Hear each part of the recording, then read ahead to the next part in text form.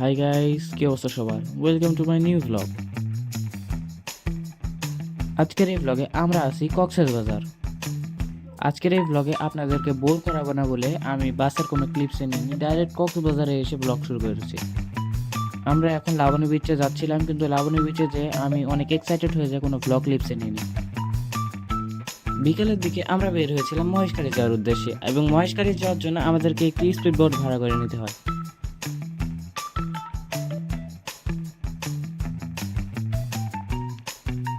মহেশখালীতে আসার পরে স্পিড বোটটি আমাদের নেমে যায় এবং অনেক রাস্তা আমাদের হেঁটে হেঁটে যেতে হয় অটো পাওয়ার জন্য।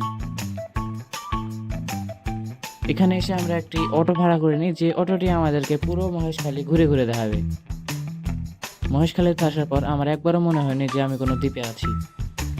এটার পরে অটোওয়ালা আমাদেরকে একটি জায়গায় নিয়ে যায়, যে জায়গায় লবণের চাষ হয়।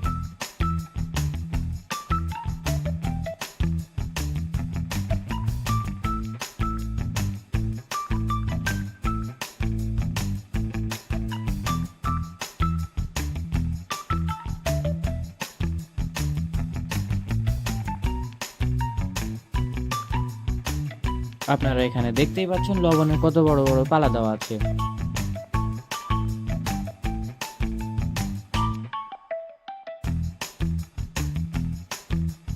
এইটার পরে আমরা গিয়েছিলাম বৌদ্ধদের সোনা মন্দির না কিছু একটা এরকমের সিমিলার নাম, ঠিক আমার মনে পড়ছে না। এখানে এরকম অনেক ছোট ছোট ঘর ছিল, যে ঘরের মধ্যে মূর্তি ছিল বৌদ্ধদের।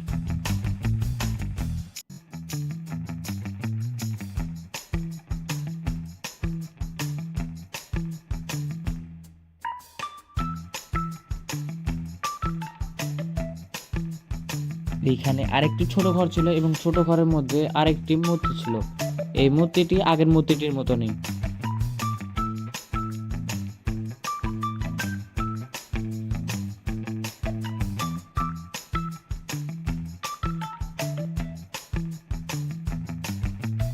এইখানে আরেকটি এরকমই, এখানে প্রায় 5-6টার মতন এরকম ঘর আছে এবং ঘরের মধ্যে একটি একটি করে মূর্তি আছে। প্রতিটি মূর্তি একটি মূর্তি থেকে আলাদা আলাদা।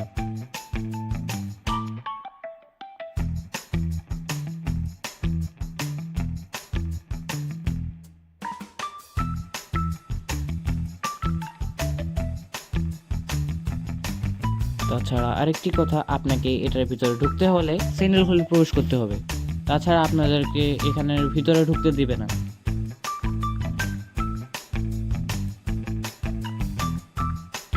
যেহেতু এটি তাদের ধর্মীয় প্রতিষ্ঠান, সেহেতু এইটি স্বাভাবিক।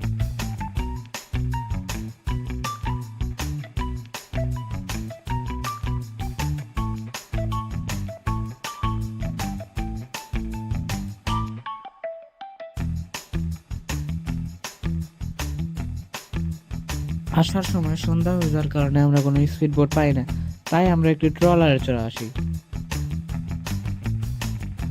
পরের দিন আমরা ফিশ ফল্ট নামের একটি জায়গায় যাই, যেখানে অনেক রকমের মাছ ছিল।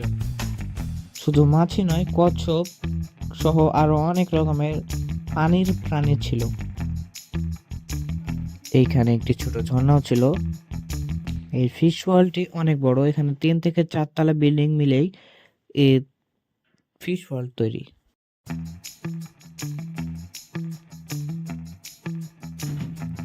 এইখানে অনেক প্রজাতির সামুদ্রিক মাছ ছিল, যেগুলোকে কাঁচের মধ্যে অক্সিজেন দিয়ে বাঁচিয়ে রাখা হয়েছিল। এই ফিশ ওয়ার্ল্ডটি আমাদের পুরোপুরিভাবে ঘুরতে 1 থেকে 1.5 ঘন্টার মতন লেগেছিল।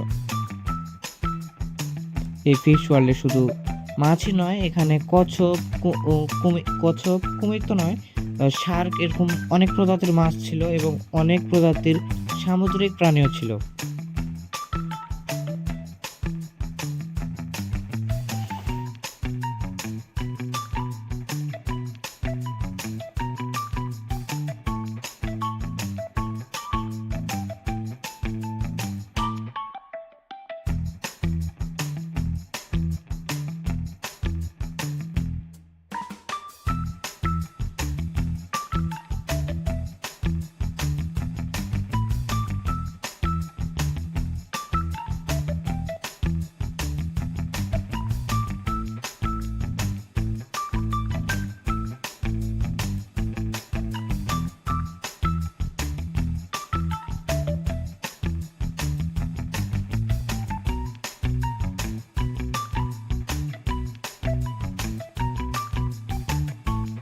এই ফিশ ওয়ার্ল্ডে দেখার মতন অনেক কিছুই আছে।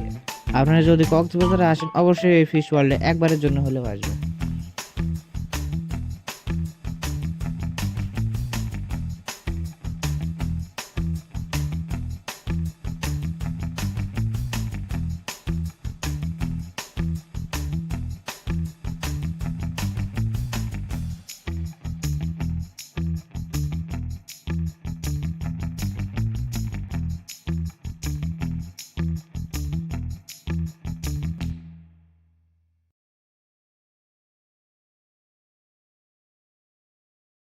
আমরা যখন এদিক দিয়ে যাচ্ছিলাম তখন আমাদের মাথার উপর দিয়ে একটি শার্ক চলে গেছিল।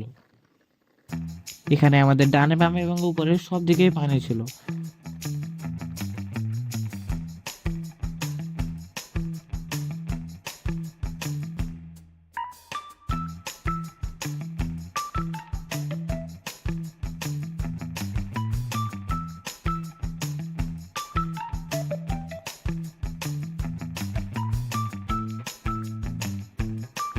ফ্লোর যেখানে অনেক গেমস ছিল যেগুলো ছোট বাচ্চারা খেলতে পারে।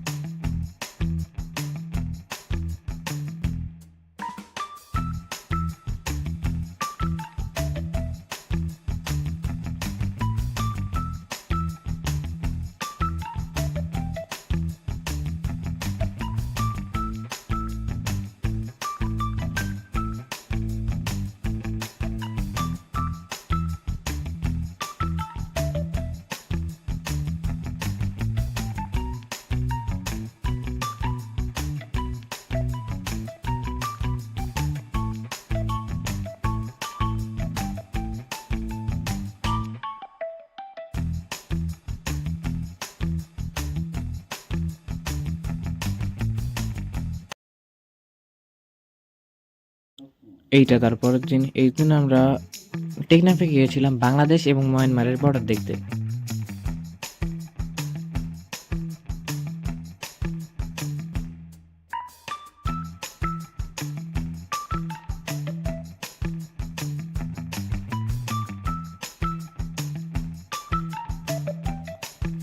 আমরা টেকনাফে আসার পরে এই জায়গাটিতে আসি। এই জায়গা থেকে বাংলাদেশ থেকে মায়ানমারের বর্ডার খুব সুন্দরভাবে দেখা যায়। আপনারা যদি লক্ষ্য করেন সামনে যে পাহাড়গুলো দেখতে পাচ্ছেন এগুলো পাহাড় বাংলাদেশের না, এগুলো মায়ানমারের।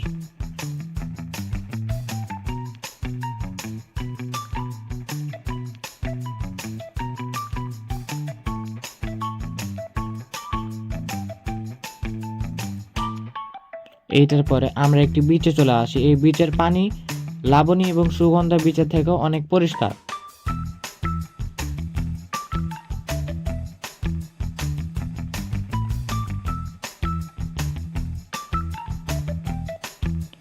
আমরা বিচে বেশিক্ষণ দেরি করি না, কারণ আমাদের রাতের আগে আমাদের হোটেলে ফিরতে হবে। আমরা বেশি দেরি না করে বের হয়ে যাই পরবর্তী জায়গায় যাওয়ার উদ্দেশ্যে। এটার পরে আমরা যেতে চলেছি হিমছড়ি। কিন্তু হিমছড়ি যেতে যেতে আমাদের মাগরিব পার হয়ে যায়, এজন্য অন্ধকার হয়ে যায়।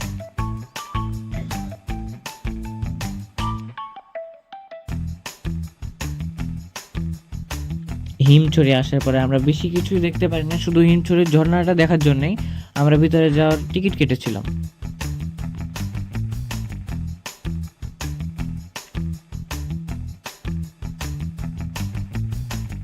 সামনে যে ঝর্ণাটি দেখতে পাচ্ছেন এই ঝর্ণাটি হিমছড়ির ঝর্ণা। হয়তোবা আপনাদের মধ্যে অনেকে এটি আগেও দেখেছেন। তো এটাই ছিল আজকের এই ব্লগ। Bye bye.